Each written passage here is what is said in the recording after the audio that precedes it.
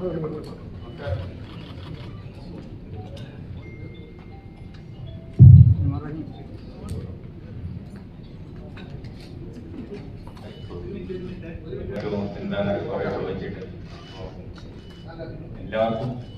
ഒറ്റയ്ക്ക് കൊടുക്കാനുള്ളൊരു സമയവും ലിമിറ്റേഷൻസും കുറെ ഉള്ളതുകൊണ്ടാണ് എല്ലാവരും ഒന്നിച്ച് വിളിച്ച് സംസാരിക്കാൻ വിചാരിച്ചത്. ചോദ്യങ്ങളുണ്ടെങ്കിൽ നമുക്ക് പോവാം. സഞ്ജു, ODI ടീമിന്റെ കാര്യത്തിൽ എന്താണ് എന്തെങ്കിലും നിലപാടായോ? നമുക്ക് പ്രതീക്ഷിക്കാമോ?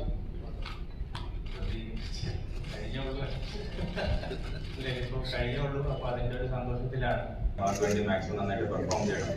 ഇപ്പൊ അവിടെയാണ് മനസ്സുള്ളത്. വലിയ ഒരു ഉറപ്പായിട്ടും കുറച്ച് വിഷമിച്ചിട്ടാണ് നാട്ടിൽ നിന്ന് പോയത്.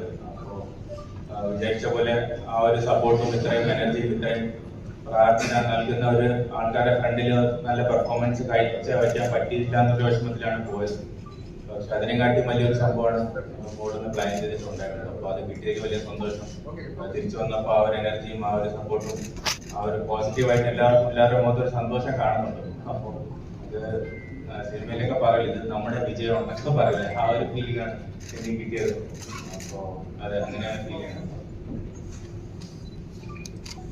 സഞ്ജു ഒരു വലിയ ഐക്കോണിക് ഫിഗർ ഉള്ള ഒരു ടീമിലേക്കാണ് പോകുന്നത്. നെക്സ്റ്റ് ടീമിംഗ് അപ്പ് ഉറപ്പായിട്ടും മൈബായിട്ട് നമ്മൾ കുറെ സംസാരിച്ചിട്ടുണ്ട്, ഫോണിൽ സംസാരിച്ചിട്ടുണ്ട്, ഇന്ത്യൻ ടീമിൽ ഓൺ ആൻഡ് ഔട്ടായിട്ട് കണ്ടിട്ടുണ്ട്.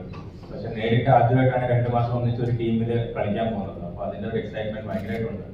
അപ്പോൾ ഈ ഫോൺ വിളിക്കുമ്പോഴും ഇടയ്ക്ക് കാണുമ്പോഴും കുറെ നല്ല പോസിറ്റീവ് ഇൻഫ്ലുവൻസ് ഉണ്ടായിട്ടുണ്ട്.